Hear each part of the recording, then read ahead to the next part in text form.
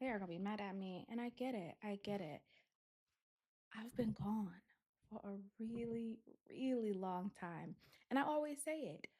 I didn't expect to be gone this long, but I promise I'm back for as long as I can manage. I don't know, guys. Welcome back to Black and Classic Podcast with your host, Brittany Monet. Of course, we're going to get into all things politics and pop culture. So much has happened while I was away. I'm not going to dive into all of it. I'm simply going to focus on what's happening right now because right now, a lot of shit is going on. But you know what? Let's get into it. Blackness, that black power, that black pushing them to identify with black culture. I think that's what you're asking. I have no. So, to start off, let me tell you, I did not plan to take that long of a break. I thought for sure that I would be able to get what I needed, come back, and bam, started the new year, got what I need, and I'm back. And it just didn't quite happen that way. I don't know. Something about taking a break, not talking, feels amazing.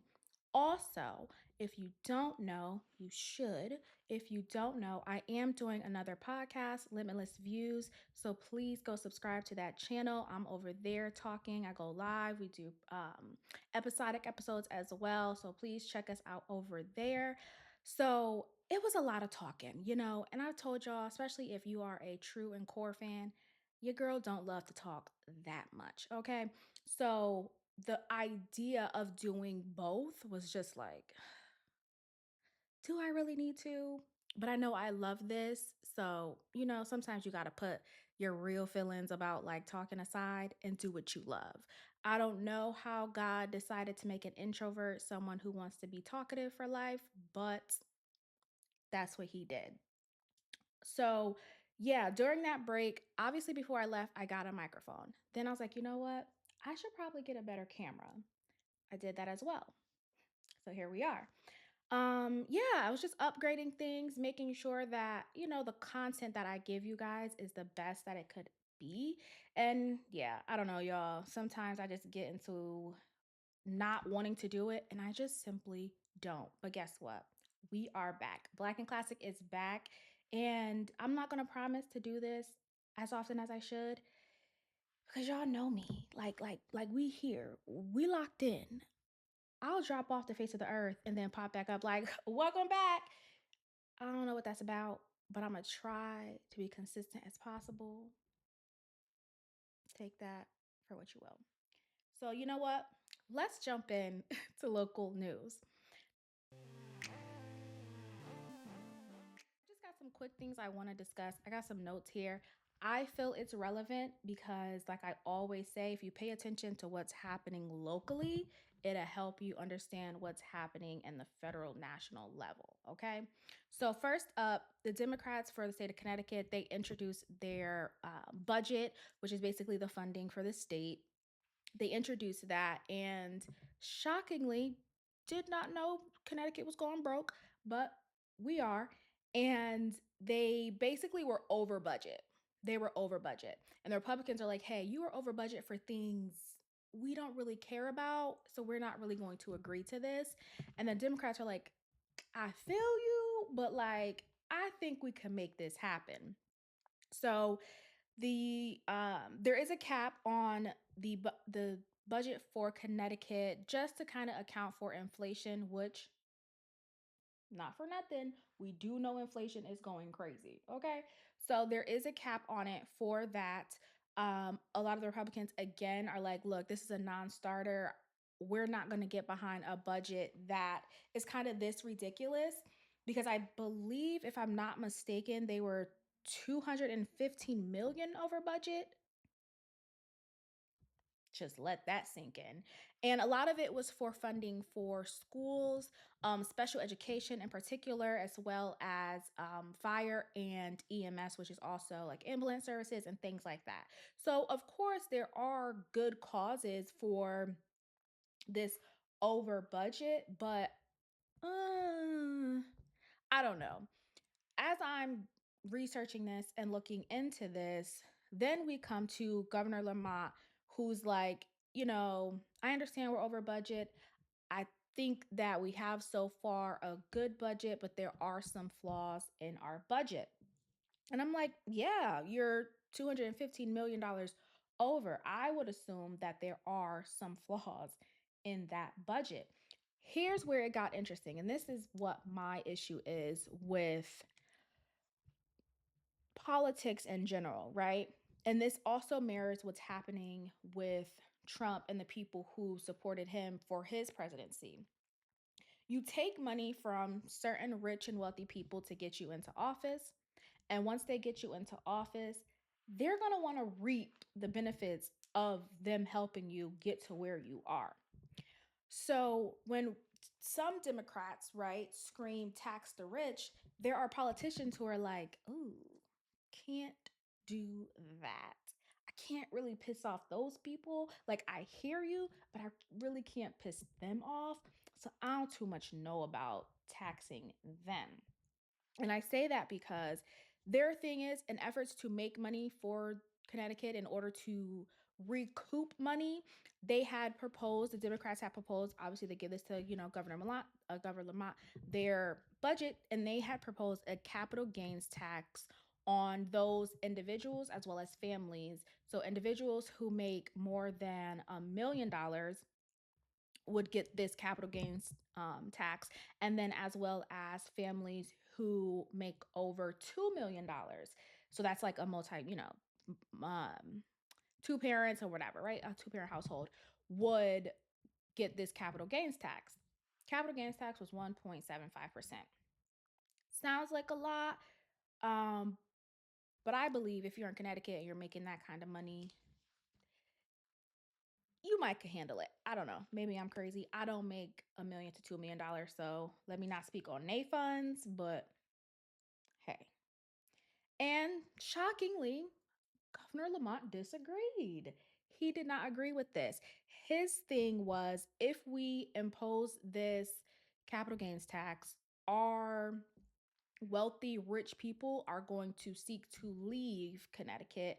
And I guess that hurts Connecticut's economy. Now, I understand the idea, but you can't play in my face and think I'm just going to believe it. You can't do that. My issue is what is the population of Connecticut that makes over $1 million successfully year after year? Not like you just hit a lick and you got your million that one time. Year after year, every time you file your taxes, it's over a million. What is that population? Because if that population compared to those who make less than that, far less than that, is uneven, I think we need to pay attention to the people who actually more likely make way less than that and get them straight. Okay. Because you're worried about imposing this tax. Also, I just looked at my note here. This was supposed to expire in 2029. So it wasn't like this was going to be some lifelong thing. Like, you can't handle 4 years of this. Stop. So cool.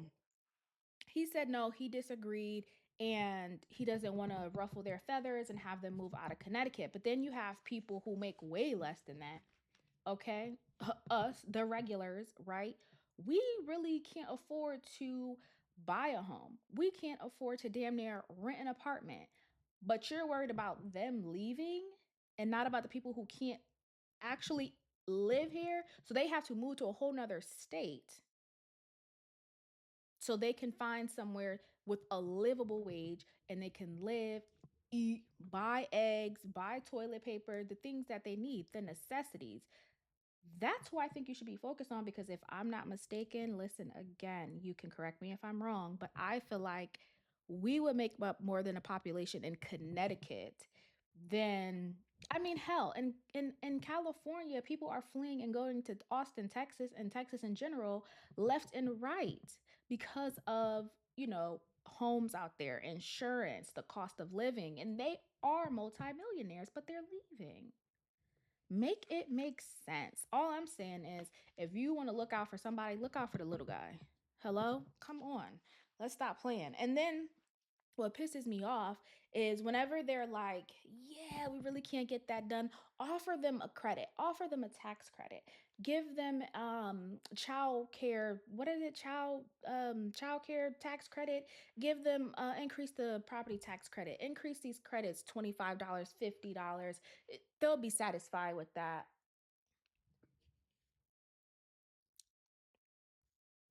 No, no. Don't make the poor, because let me tell you, that whole middle class thing, that bring it in, bring it in, bring it in. The middle class, I really hate to break it to y'all, the middle class just does not exist anymore. Not in my eyes. I think COVID taught us we are all one paycheck away from this shit getting crazy. Okay, we are all one paycheck away. Okay, when I see people who are homeless on the street, I said, babe, look, one bad mistake and I'm right there with you. And it's a lot of people like that. Excuse me. COVID definitely taught us that. So to me, the middle class, that's gone. Okay. We got the rich and we got the poor. Let's just call it as it is. That's what we have.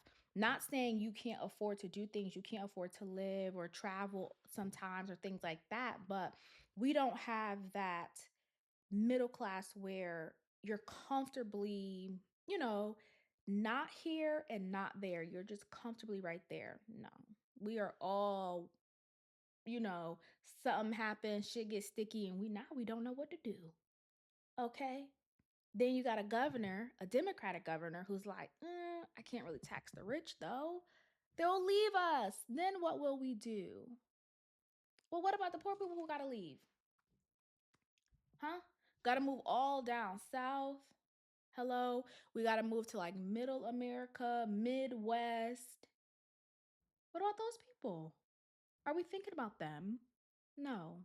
No, we're not. We're worried about taxing the rich. They got $1 million, $2 million. They can go live comfortably somewhere else and be completely fine. Okay. And half the time, they're not going to. They have assets, investments. They're not going to move. Where are they going to move? Jersey? Delaware? They might move to Delaware. Will not lie. Heard some things about the taxes and all that over there. But hey, they'll be fine for 4 years with some 1.75%. They'll be fine, Governor Lamont. Okay? Please.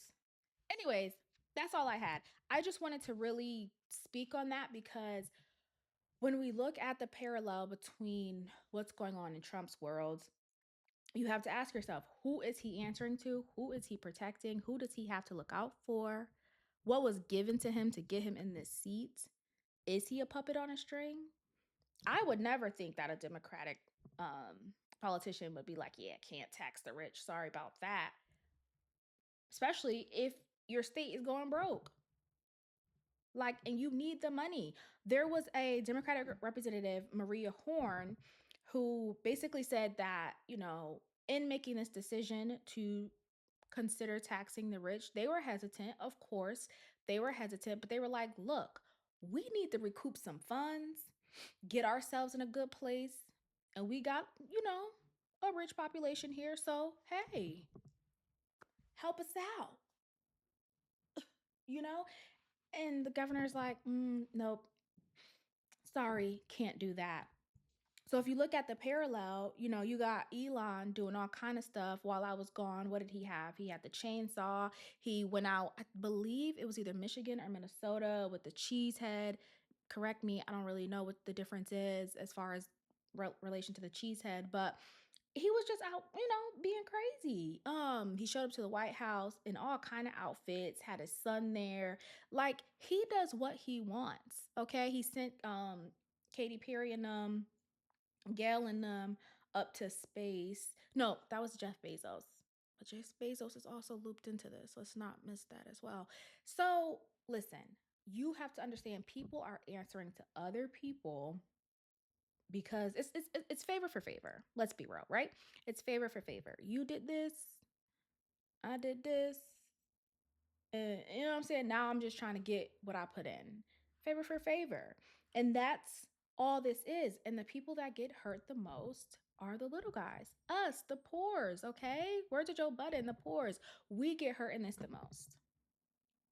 Because they're not thinking about us at all. At all. At all. Mm-mm. They don't think about us because they know that like at the end of the day, we still gotta eat and survive. You know what I mean? So we still have to essentially make a way out of no way. You know, that's all we have to do. We have to make a way out of no way. And so they're not going to consider, hey, this capital gains tax might help these people, or not cutting Social Security might help some people, not slashing this might help some people. Let's, obviously find, especially as far as like a whole country, let's find where we can cut some money and cut some funding, but let's slow roll this thing. Let's not go bulldozing and knocking everything the fuck over. We gotta, slowly get through this. And I mean slow enough to do enough in the 4 years that he is given, but also not too fast, not too strong. You're gonna upset people. That's why they're already out there, Trump, protesting every which way. Mind you, not getting media coverage. If you're on social media, if you're on TikTok, you will see it, but it's not getting a lot of media coverage at all. The people are literally protesting left and right. No one's covering it. Like I always say, the media also, okay? The media also is controlled. It's no longer a free media where you get to go out, do your investigative journalism. No, they give you something. And if you come to them with something, it's like, no, no, no. Our story today is this, this, and this. Here are the words we're supposed to say. Thank you very much. And it just is what it is. So it's very interesting to see it on a local level where it's like your governor noticed the state broke and still don't want to go to the people who got the money. What? And Trump did all that. Yeah, yeah, yeah. A bunch of talking and got in there and mm, I hate to see it. Okay. I hate to see it because, like I said, the people who make up the majority of this country, we suffer the most. We suffer the most, but also that is also why I say get involved, because the more you get involved, the more you understand, the more you know, you just won't blindly vote for someone. You won't blindly go along with something. You'll be able to have your voice be heard. You know what I mean? And make sure that whatever happens, you at least, did your part to the best of your ability. And that's all that we can do, especially now, is just be involved in any way that is meaningful to us. Okay. So now I'm excited. I'm excited. We are going to jump into some headlines. So, first up, yesterday was day 2 of the NFL draft. I did not get to watch it. I did watch the first one. Um and it was a lot of chatter about Shedeur Sanders, who fall or fell out, I guess you should say, of the first round draft, right? No selections, no picks, didn't even show up, to be honest. And it was very interesting to me because it solidified something that I say a lot, and I mean, no one, no one is bigger than the program. And if you get to believe in that you're bigger than the program, you get to believe in that, you know, you are that, and especially in a white man's corporation, if you get to thinking that, oh, they're going to show you.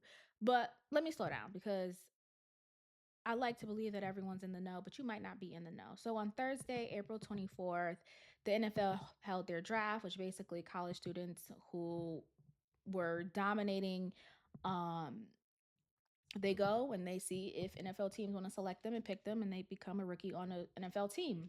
Great, amazing. We love that. Shedeur Sanders is the son of Deion Sanders, who also was a NFL player.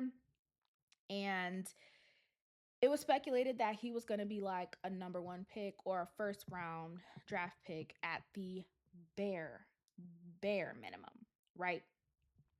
Well, that didn't happen. And all of that was speculated because, especially for me, I do believe it was on HBO that they had that special that just followed Deion Sanders while he was at Colorado and like getting to Colorado for college football. I do believe that was HBO. If it wasn't, it would have been Netflix. And so, there was so much hype and attention on Shedeur Sanders as well as Travis Hunter. Like you just knew with all of the coverage, with all of the media, with all of the celebrities showing up to these college games, you just knew those two young men, Shador and Travis, were going to be picked first, second, whichever way it goes, and that was going to happen. However,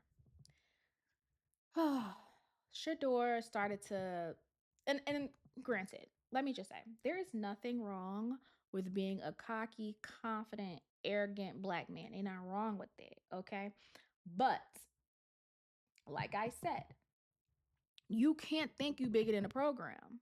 No one is bigger than the program, especially not a white man's corporation. Baby, that right there is what you got you fucked up. That's where you messed up. You thought you were bigger than the program, and not in they world. You not what? You think they gonna allow you to do what? All this here with the wrist? What? Hello? Absolutely not. And please, for the men who watch sports, because let me tell y'all, I ain't gonna sit up here and pretend I watch a bunch of sports. I do not. I do tune into my like football Sunday because it's just a very relaxing thing to do. But I don't be doing too much of watching all them sports.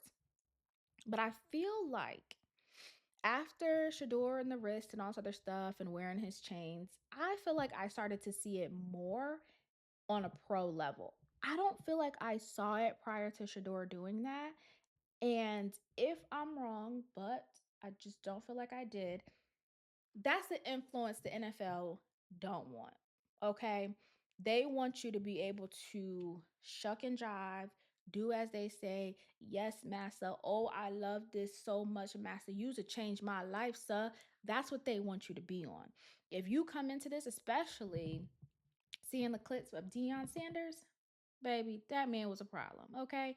He has so much confidence, okay? And they say he was as good as he thought he was. So I believe they didn't want that. They didn't want that again. They didn't want to repeat. They didn't want to repeat. And they were like, yeah, we're going to sit you down and we're going to let you know who run this here. Okay? This here, what we got going on, yeah, that's us. So all that you did there during the college football, yeah, that was cute. Not over here. Not here, okay? You ain't bigger than this here. Not our very super racist corporation. Did we forget? Did we forget? I hope not. So that was very, very interesting to me. I think it's very sad that, you know, the title of this episode is The Great Race War, and there's so much going on. And I think that's just what this country is all about, right? It's all about race and how can we heighten the tension between races and how can we really just drive it home every chance we get. And this is how they want to diminish his shine, right? They want to break him down. They want to get him to shuck and jive. And it's kind of crazy because, in the same breath that I say no one's bigger than the program, you also have to realize if you are a spiritual and religious person, no one is bigger than that program, God, okay? No one. And as long as that's what you believe in, it don't matter what anybody else doing, got to say, who they want you to be, because you understand no one bigger than him. No one bigger than him. So however you feel, whatever you want to do, ain't nobody bigger than him. And one thing about it, he don't play about those who don't play about him. Hello? Yeah. So it may be cute that you didn't want him to get picked. It may be funny to y'all when y'all get in y'all little boardrooms. Y'all think y'all breaking him down. Mm-mm, mm-mm. That's not how that's gonna go. And it's crazy because irregardless, you know, whatever team he ends up going to, he's going to make the NFL a bunch of money. He's going to get in there, show out, ball out, do his thing as he should. Okay. His dad is amazing. I feel like for the most part, granted, again, outside looking in, I think he was raised well, so I think he has his head on his shoulders. I think he's mentally tough. And I think he'll be able to handle whatever they want to throw at him. I just think this is their way of like sticking it to you again and reminding you. But at the end of the day, I don't think that he needs to shuck and jive. I don't think he needs to cower. I don't think he needs to do any of that because they know they're going to miss money if he is not placed somewhere, if he is not signed, if whatever, they know they're going to miss out on money. I think they also know they're making money. People are tuning in day after day, right? You're getting coverage, you're getting ad money, you're getting all of these things because people want to see, will he be picked? When will he be picked? What team is he going to go to? All of those things. So, it sucks. It's awful. I hate that, America has gotten into this place again. It's our history, but like as of recent years, it's like every fucking thing that happens, it's like how can we make this about race? How can we make this about race? Some places like the NFL blatantly racist, right? Like blatantly like the whole thing of it all is just I'm not gonna go down that road. I'm not gonna go down that road. But the whole thing is, you know what I'm saying? So yeah, like they just gotta stick it to them. You can't come in here thinking you're gonna be that confident, that cocky, that arrogant, and be good. Come on, come on. Nah, you can't do that. No way. And so sticking with race and everything is about race, it could never be anything different. In Texas, I think it's Collins County. I don't know the town. Google it yourself, okay? But I will give you a quick recap of this story because I think this is something where you know what? Let me just recap the story for y'all because I hate feeling like I'm jumping the gun. I want to give y'all my opinion, but I want to make sure I articulate the story very well so you understand my point of view. Okay.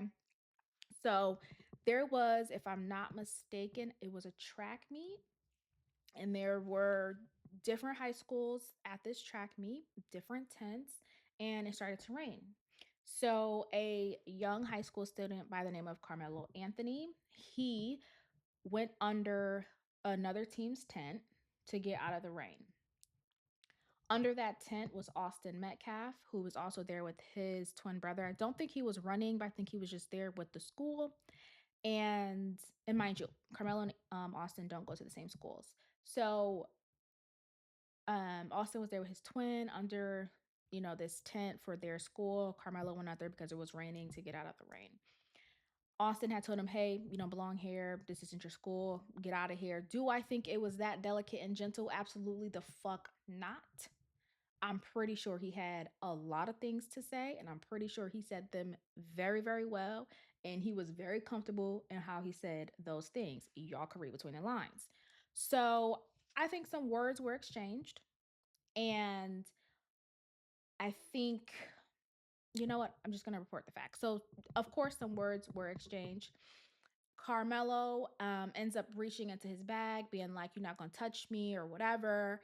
And I do believe Austin threw a punch. And that's when Carmelo went into his bag. He grabbed out a knife and he stabbed Austin in the chest.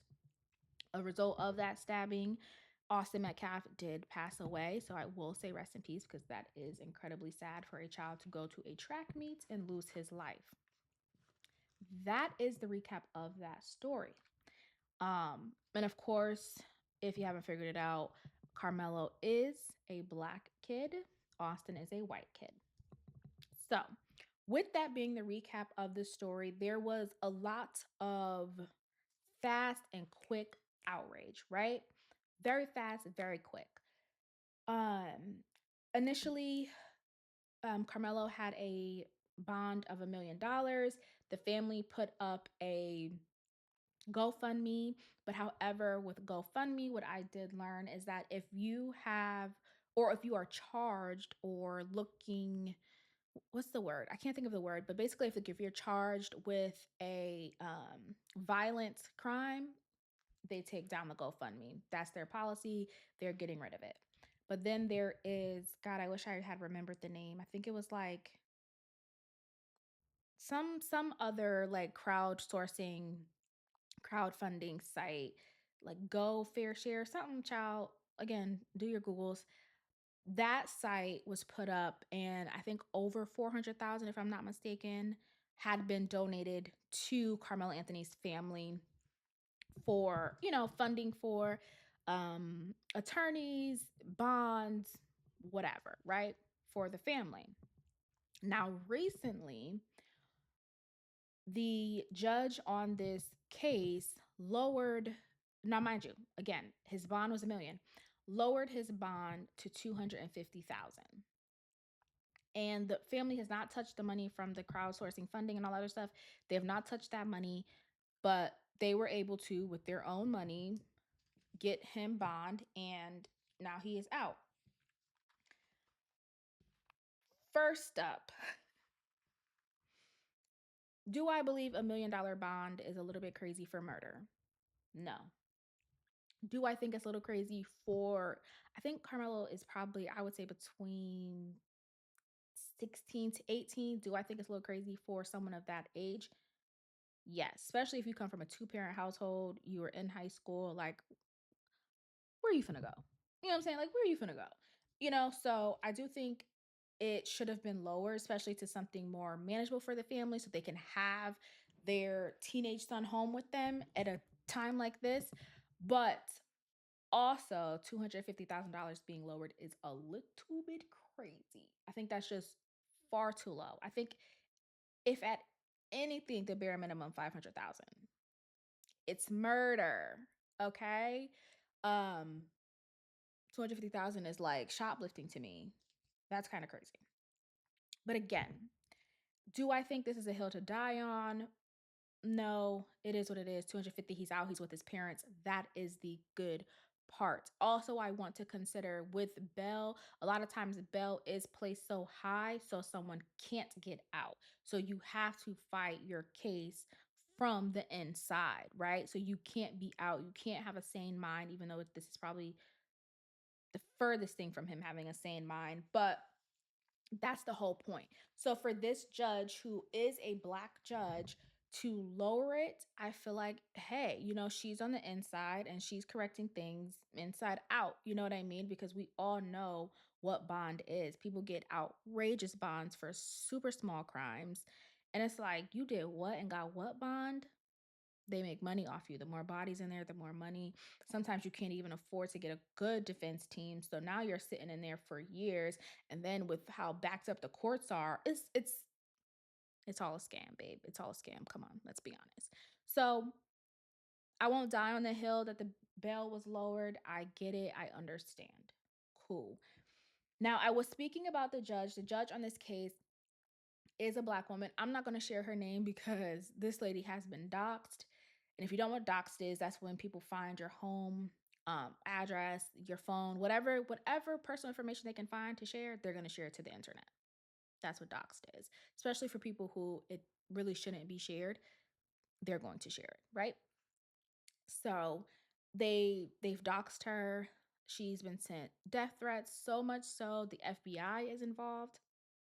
That's how crazy it's been for her. So I'm not gonna like share her name, but yes, she is a black judge. She is the first judge in this county, which is also very interesting for such a. I think this is going to turn into a very high profile case just because now things are a little bit reversed. So it's going to turn into a very, very high profile case. Another thing that I found interesting, she's a Republican, and you know how people view Black Republicans. So that is also something to keep in mind. Now, with all that being said, here's my personal feelings. I don't think this is a race issue. I know what you're going to say. I bet it stemmed from some real violent words being said. Guarantee it stemmed from that. But this to me isn't a race issue. I've seen people, especially like one comment in particular, who was like, the same way y'all supported and went up for George Zimmerman, that's the same way that they're going to support and go up for Carmelo Anthony.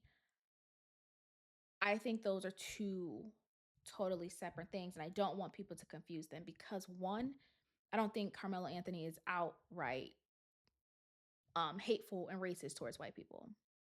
I don't believe that. I do believe that of George Zimmerman. I do believe he was outright racist and had hate towards black people. I do believe that.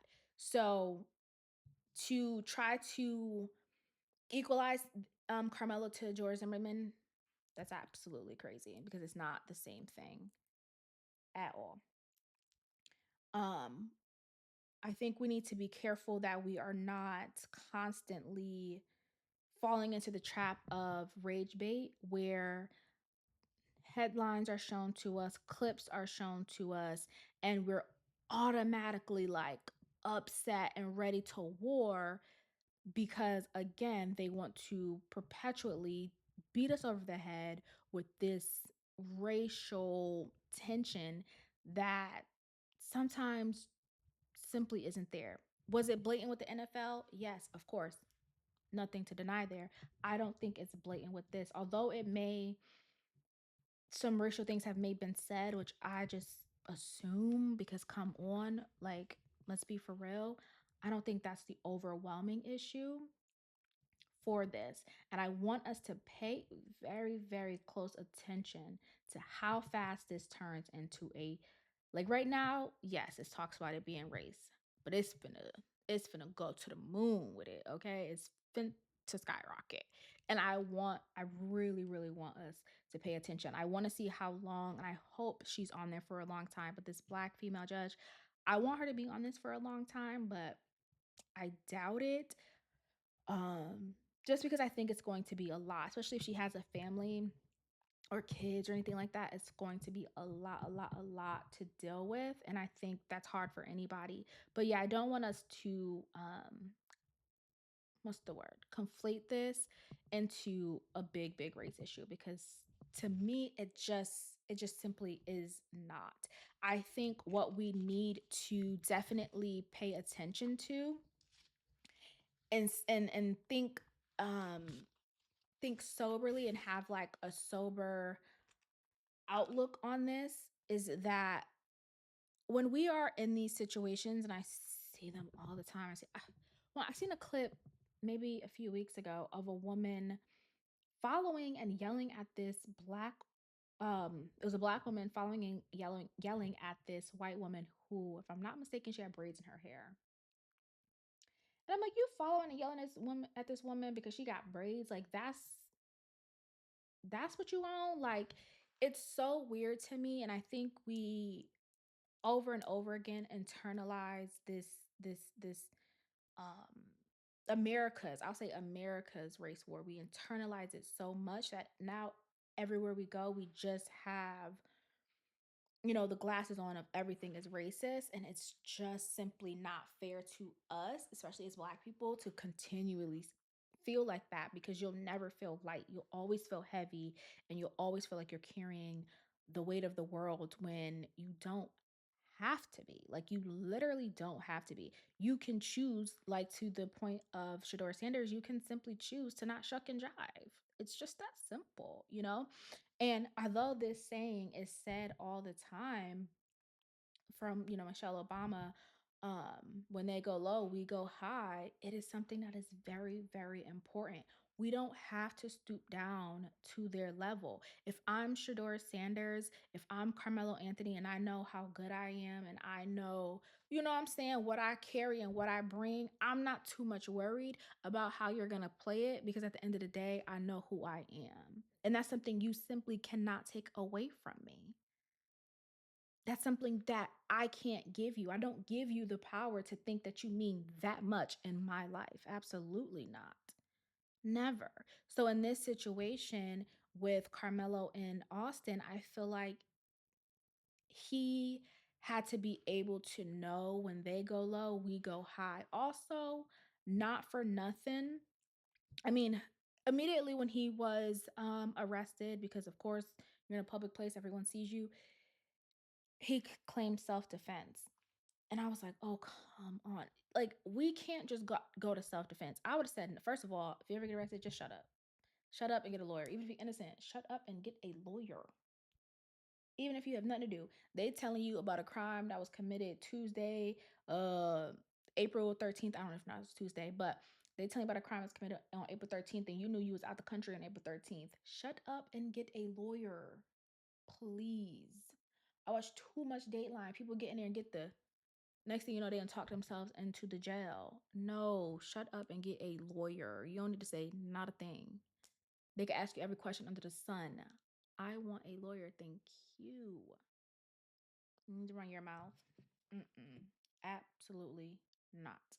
So he's claiming self defense. That's when he got arrested. That's what he told the cops. It was self defense. It was self defense.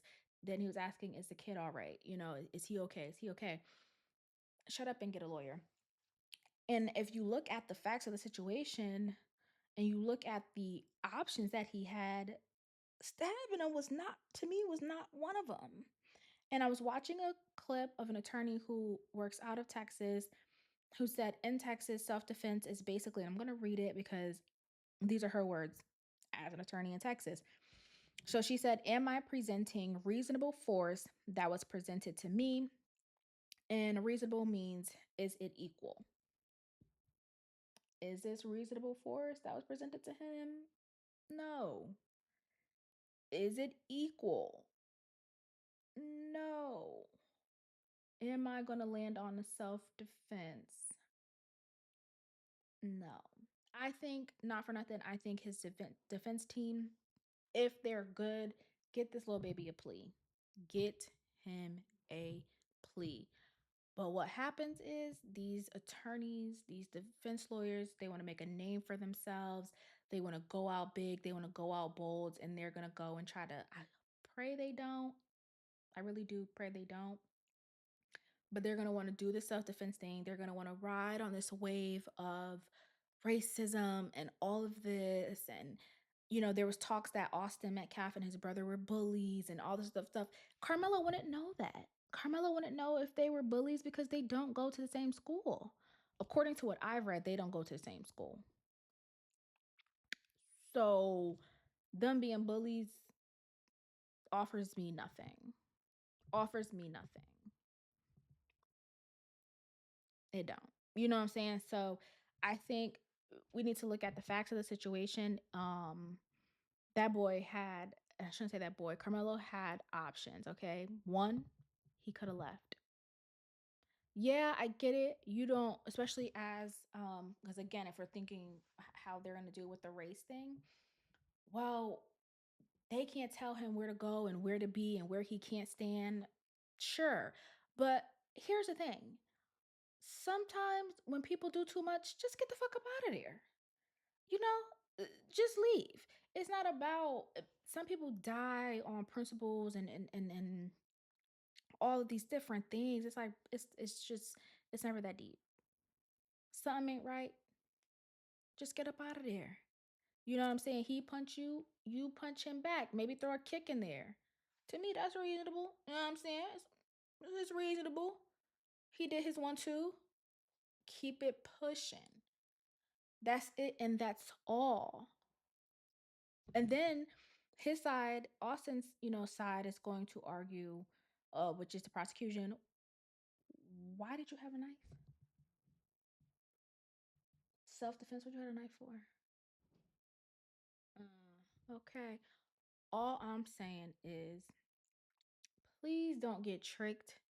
Don't get bamboozled. Don't take in this country's obsession with race and hatred. That's all it is. It's an obsession. It's insidious. It's in everything we do, everything we see, everything we watch. It's it's everywhere. And sometimes you got to pull yourself out and say, "Hey, this might not be a race issue," and get a grip on just what the facts of the case are. But please don't make this a race issue. I promise you. I promise you. It's just not going to be good. The last thing I'll say on this, I do believe we, from a young age, all the way up into adulthood, we need to teach emotional regulation. A lot of people are not emotionally regulated. A lot of people, it's like, I know the saying is 0 to 100, but a lot of y'all are 0 to 100 really, really fast. Sometimes it's okay to just simply walk away, control your emotions. Don't let someone's whatever the fuck they got going on be something that quickly incites you. You need to be able to have a conversation in your head. It's not that serious. I can walk away. I can, you know what I mean? Breathe through your emotions. I'm mad right now. I'm gonna walk away and forget about this. You know what I'm saying? Where's my team? Let me locate my team. Are my parents here? Let me call my dad and see if he can get down here because I don't feel good. I don't feel safe. You see what I'm saying? Breathing. We need breathing exercises. Literally, okay? We need that emotional regulation from young to old. What happens is, and I seen this, I used to be a daycare teacher. The kids get to throwing tantrums, and it's like, oh, it's all right. Let them scream. Let them. No, no, no, no, no. Go and talk to that little motherfucker. Why are you yelling? Why are you screaming? Let's talk this out. You keep yourself regulated, they keep their self regulated. And it's not about um, gentle parenting, it's simply letting them express what those bodies feel through words. And because sometimes when you start to express what that body feels, especially you also have to get an account for it, right? So like they're yelling, they're screaming, okay. Let them get an account for what they're feeling, right? And then ask them to express what it is that they're feeling through their words. Because as you do that, as you express how you're feeling through your words, you're then able to start to then talk about what a solution might be. And you might avoid situations like this where you can't express what you're feeling. You don't know what words to use. So you act out, right? You act out real, real fast. When if you had just taken the time to understand what you were feeling, process what you were feeling, put a name to what you're feeling, right? And then find a solution for that. So if you're sad, I'm sad because of this.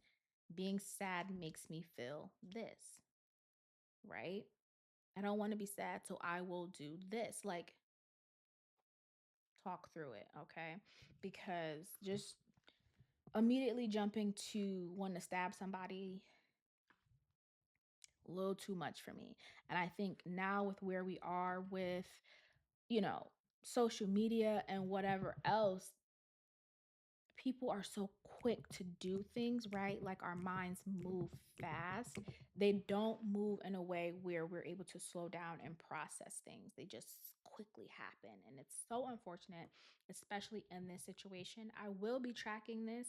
I will be reading the headlines because I know these headlines are going to get crazy. I'm telling you. I'm telling you. These headlines going to get real racy. Literally.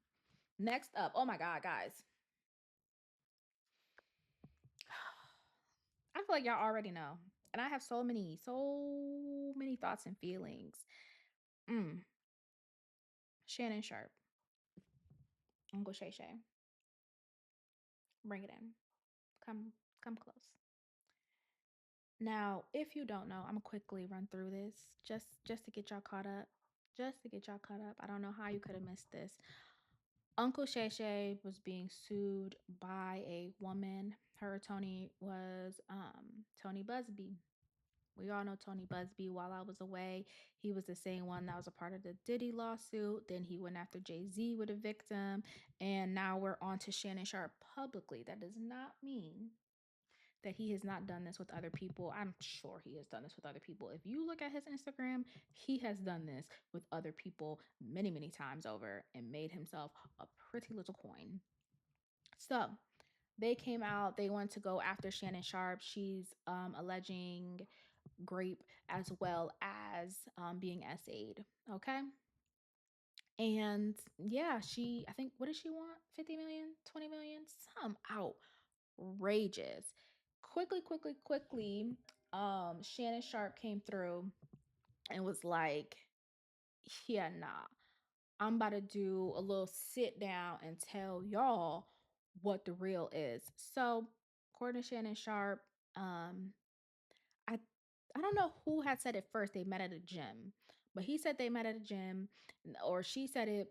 He did this sit down, on Instagram. Then got to saying that her OnlyFans name is Carly, which I found extremely unnecessary. Why did we need that detail if y'all met at the gym? Right.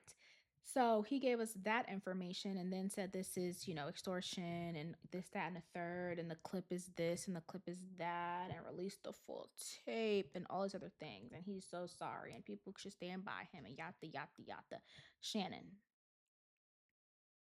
play stupid games, win stupid prizes. I don't even care to get into the age situation because you already know that's fucking crazy. You already know that. As someone who just recently turned 32, I can tell you right now, I don't know. I don't know any 19-year-olds. I don't know any 20-year-olds in my day-to-day personal life. Not at work, because yeah, I work with some 20-year-olds at work. But like, are we hanging out and going to do something at the work? Absolutely not. Absolutely not, babes. You know what I'm saying? I don't know teenagers. I don't know anyone that just recently graduated high school and I'm going to kick it with them. For what? I don't understand that. At whatever age you met her, she was young enough where she couldn't go to happy hour. She can't even go and sit down and have a little drink at the bar. But that is besides the point.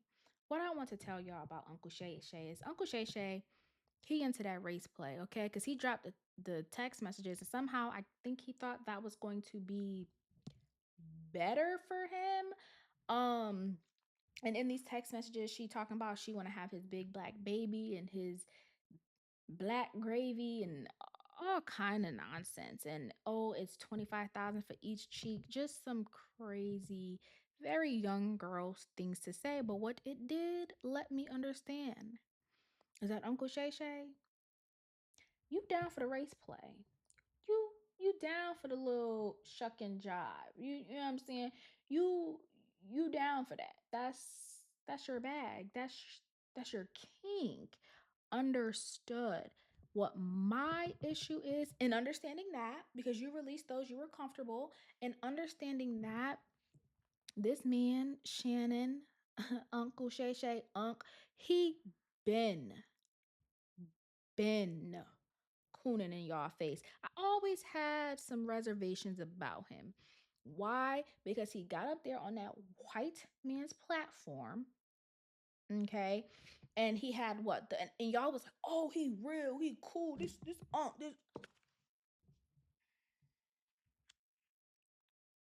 see how I just had to get my emotions regulated real quick.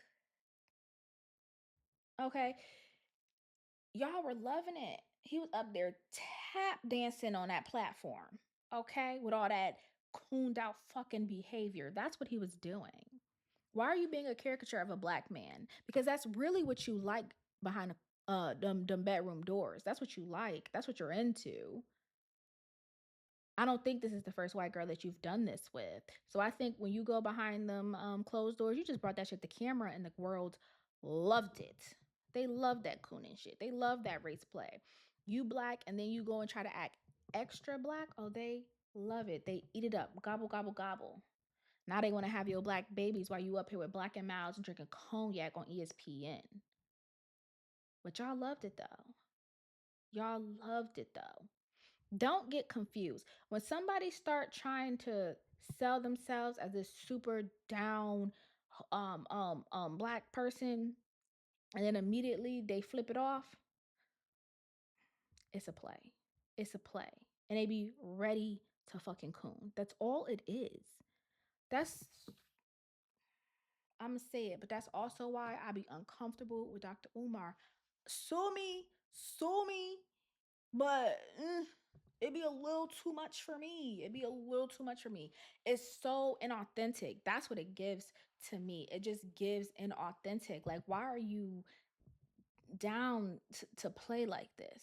You know what I'm saying? Something that is so true to you don't feel that costumey. It doesn't feel that put on like a almost like a superhero type thing. It doesn't feel like a caricature.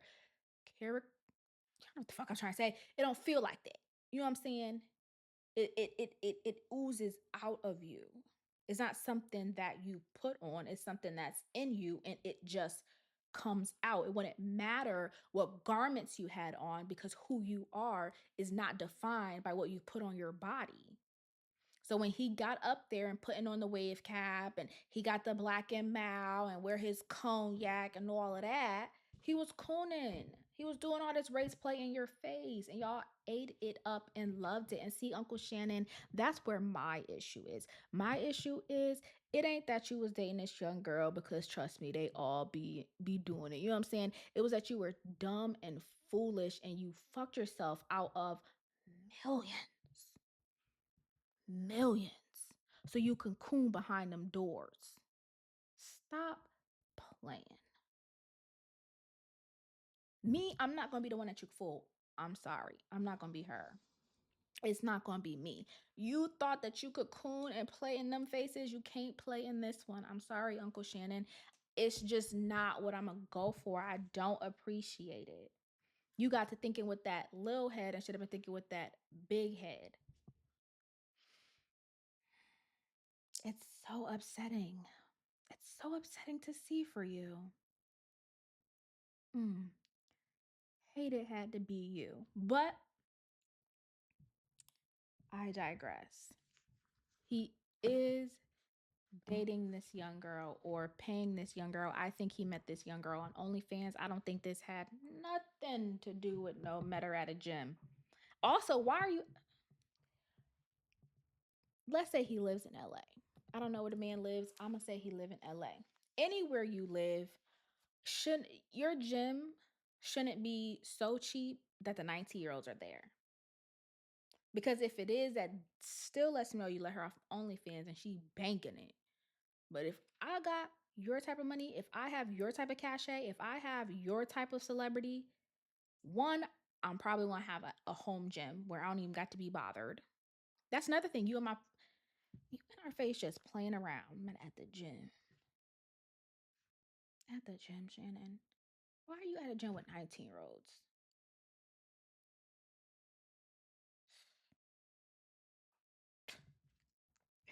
Just dumb and costly. And then y'all got the nerve to be mad at Tony Busby. This what he do.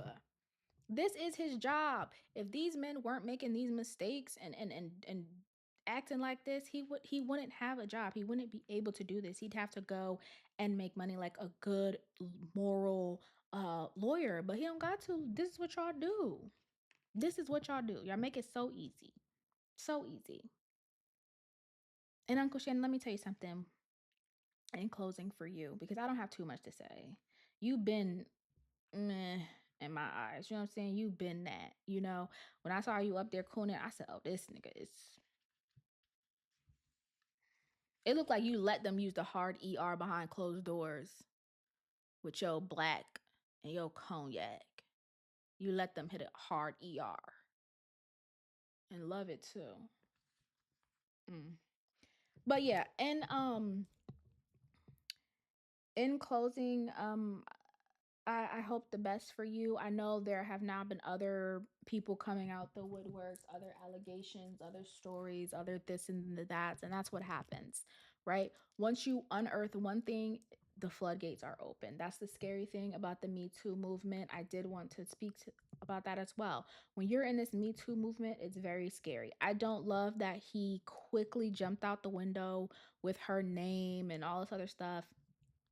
Absolutely not. You know what I'm saying? Personally, if you big money like you say you big money, especially if anything that these other people are saying is true, or you know how you met her was sketchy, what y'all had going on was sketchy, that's another thing I know. He don't think it's sketchy. That's why he released them text messages, because like I said, he was cooning in y'all face long before y'all peeped. But anyways, if any of that is true, break Shorty off her money and keep it pushing. Okay, make sure she signed a little some saying you can't come back and be indemnified, all of that there. Give her her money and let's move on. Let's move on.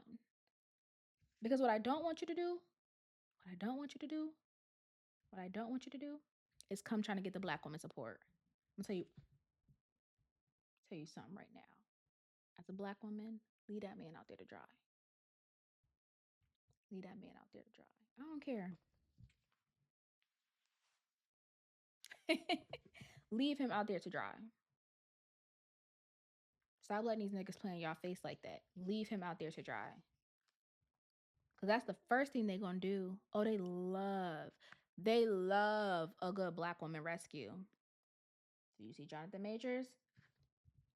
Oh, let me say. They love a good black woman rescue. No. So all you little small time, oh God, that sounds rude, but all you small time actresses, singers, chefs, restaurateurs, models, Taylor Rooks. Okay, listen. Sit on your hands. You don't want to be involved. What's the saying? My name's Bennett and I ain't in it. You don't want to be involved. You don't need to sign no NDA. You don't need to be nobody's beard. You don't need to be nobody's. Oh yeah, we actually have been dating for the past several months. This has been so hard for us. Shannon is a great. Stay out of it. Ain't got nothing to do with us. But anyways, in talking about this Me Too movement, I really wanted to talk about this because I don't feel like enough people are saying it. Only person I've heard say it is Candace Owens, and y'all don't listen to my girl. Go over there, just listen, just for a little bit, okay? Just check her out. This Me Too movement is so dangerous, and it's dangerous because you got the Tony Busbys of the world, and you got the women who don't care. They just need a quick little check, okay? When those two worlds collide, it's all bad. And it's all bad because now we're in a time where we believe all women. Everything that women say is true and it happened. And we're so quick to cry, and she's a victim. Sexual assault, she's a victim. We're too quick. We don't let evidence come out. We don't let stories be heard. Nothing. There is no proven guilty. You are guilty until proven innocent. Even then, the stain is still there. The stain is still there. Your reputation tarnished, gone. No one wants to work with you because it could have been true. It could have been true. We don't know. We don't know. And it's unfortunate, especially if you do have a son. If you have a son, you're raising a son, you got brothers, please put them up on game. Be careful. Be very, very careful, because these women do not care and they're looking for a check. They're looking for a come up. Like I just told y'all, it's the poor and the rich. You gotta figure it out. And if I could hit a lick for a quick 10 million by saying this man might have did on multiple occasions over and over again, but I did reach out to him to go out to dinner, and I did call him on FaceTime, and we did. Yeah, because that time I did actually stay at his.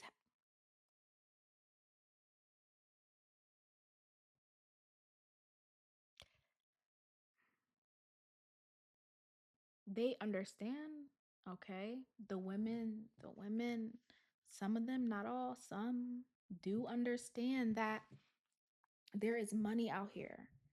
And if I can just jump into this Me Too feminist believe all women movement, I could get me a couple of million and then go and chill.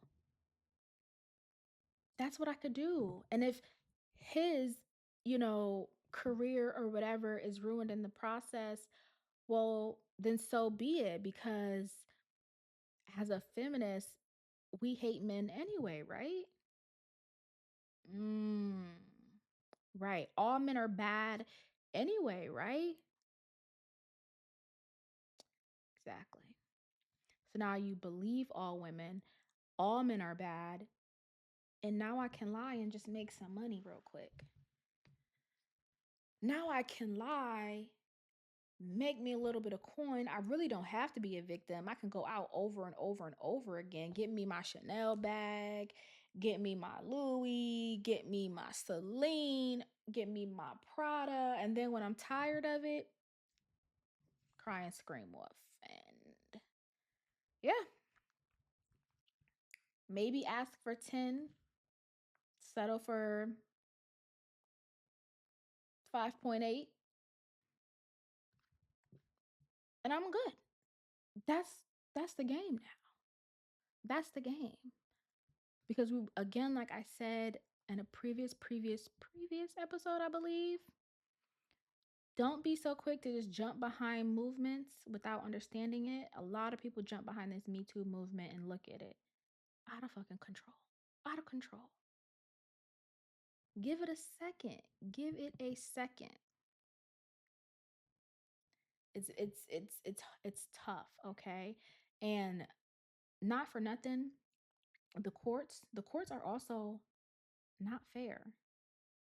Okay? The courts, like actual courts, and then you have the court of public opinion that's going to ruin your reputation. That's going to make sure, like with Shannon, deals are being dropped. You're stepping away from networks, the same network that you were cooning on. Irony. But all of that's going to happen in the court of public opinion, and then you might have to go to a civil, or if it's within statute of limitations, you got to go to actual criminal court and things like that. It's like sometimes it's not worth it, and sometimes we need to pull these women to the carpet. It also allows shit to play out. I understand you want to get ahead of it, but that's what we have lawyers for. I don't think anyone else needs to be making public statements. Go ahead and let your lawyer handle that. That's what you pay them for. That's literally what you pay them for, is to handle those type of things. Let them do their job. Let them do what they're supposed to do. Okay? So that's to all the men out there. And this doesn't have to be rich. This is happening and will happen at all levels. You could be um a high school, what is it, like all American, like amazing athlete, looking to get picked for um college basketball, football, what have you, baseball, child, what have you. And your ex-girlfriend gets mad because now you dating this girl and she don't really like that. All of a sudden she was SA'd. Y'all were together for 3 years, and over the 3 years, she know every single time she was SA'd, but stayed with you. Now it's headlines. Now college is like, shh. Ooh, we don't want to take that on. Ooh, we don't want to take that on. Whole time, she knows she lying. So sometimes it's not monetary. It's just to break you down. And that is something that we need to pay attention to, because we believe all women. It's me too. I was also a victim. I also went through this, and it's dangerous. Oh, it's so dangerous also to real victims. Because now you have people like myself who are cynical and like, I need a little bit more. Something not adding up. Now we're at a place where we question victims because somebody is looking for a come up, looking for some money. Y'all hoeing is down bad if that's what you got to do. That's all I'm going to say. And I think that's it. It is it. Other things have happened. I didn't want to get into Kevin Gates and LeBron because, here's the thing, right? Kevin is going to be Kevin, and LeBron is going to be LeBron. Do I believe LeBron should have addressed Kevin? Yes. Some people say it's playoffs. It's playoffs. Why would he as in LeBron address Kevin during playoffs? It's playoffs. It's playoffs. Okay, it's playoffs, but the game ends. The game ends. He ain't got to go straight back to the tunnel. You know what I'm saying? That's all. Even if it's not even a crazy conversation, even if it's just a conversation of, I seen that shit you did, calm down. I thank you for coming out, and a walk away. Like, it don't gotta be nothing real aggressive, but my thing has always been, um, I'm huge. I'm huge on keep that same energy. Okay. I don't know about anybody else, but I just don't like people who pick and choose when they want to be Billy Badass. You can't pick and choose when you want to be Billy Badass. I can fully understand all of the, oh well, I was listening to Joe Budden podcast and they were saying, well, Stephen A is Stephen A, and they're essentially colleagues. They work in the same industry, and Kevin is, Kevin. He's not someone that needs to be addressed. You already addressed him when you put up the post. You already addressed him there. So let's not stop there. You know what I'm saying? Like, let's not be Billy Badass when it's convenient for what our image is. You ever see the people who, depending on what the crowd is, now they want to be tough and rowdy and loud? Now you want to be tough, loudy, and loud? No, I said that all wrong. But no, no. Now's not the time, Mama, because you was just quiet as a church mouse. Keep it that way. You see what I'm saying? So for me, Kevin and LeBron, it's like, bro. It also to me really solidified what Stephen A was saying. Like, it's me, LeBron. Like, you really wasn't gonna do that with nobody else. It's me, and you wasn't gonna swing on me. So do with that what you will. All I'm saying is, if you do not believe in keeping that same energy, you want to pick and choose who you can address and how you can address and when you can address no one. Address no one if the energy is going to change depending on who it is and what their status is, and, oh, but he's this and he's that, and I'm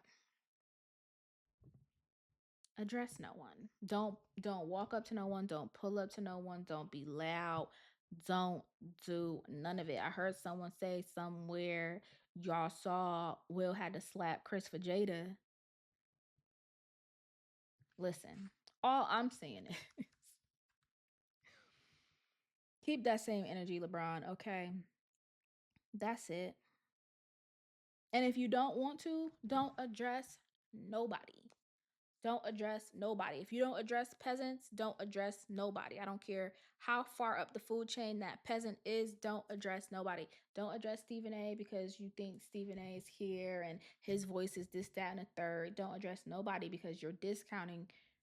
To me, they're two different communities, and Kevin is still going to be heard. Kevin is still going to make the blogs. It's still going to be a thing. People are still going to talk about it, clearly.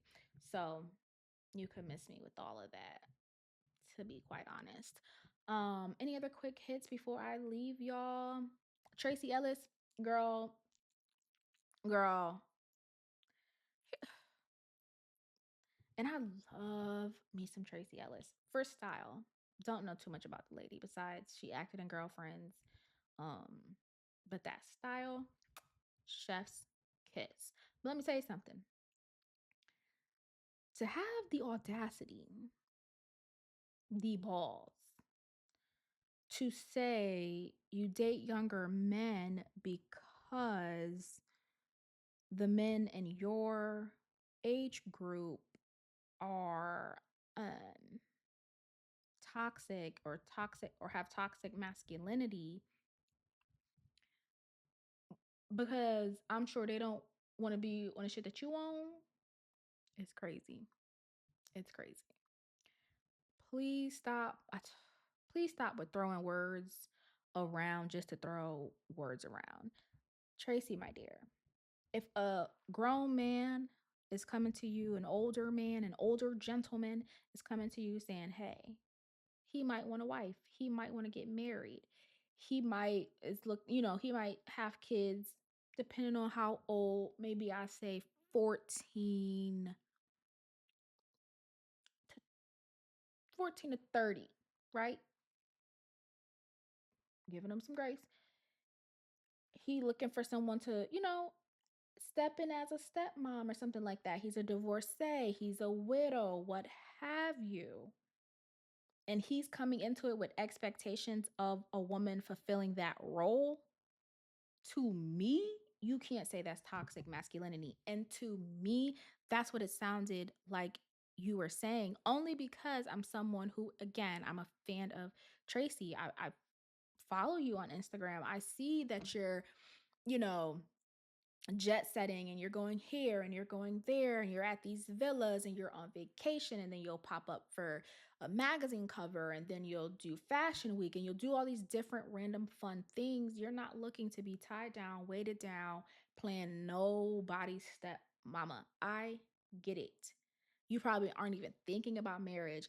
Then you might have some men who say, oh, we should live together. Maybe, you know, you can move into here, we can buy a house together. You probably don't want to give up your house, you don't want to give up your things. You've cultivated a world for you, right? As a single woman, you've cultivated this world for you and you love how it is. You don't want to now have someone come in and tell you, hey, that one now is going to be a two if you want to be with me. That one is going to be a two plus some churn, to be fair, and maybe an ex-wife, to be fair. You don't want that. That does not mean that men are toxic masculinity. That's not what that means. You can't just say that and again think as some feminist women are just going to ride with you. Some of us are going to be confused. Me. How is that toxic masculinity, babe? I don't get it. Maybe I should have watched the whole episode, but y'all know sometimes we watch clips. Come on. And I watched enough. And yeah, that one was a little bit wild for me. I can't get behind that. I would have much preferred her say what they value and want in life is much different than what I value and want in life. And I am simply not where they are. And I'm looking to live my life as a single woman who enjoys jet setting, who enjoys going, out of the country every other month, who enjoys the home that she has built for herself, who enjoys not having to answer to no one, who enjoys being child free. Like, stand in that. Don't put the blame on men for wanting something that you aren't willing to provide. Same thing in reverse. Okay, hear me out, men. When you are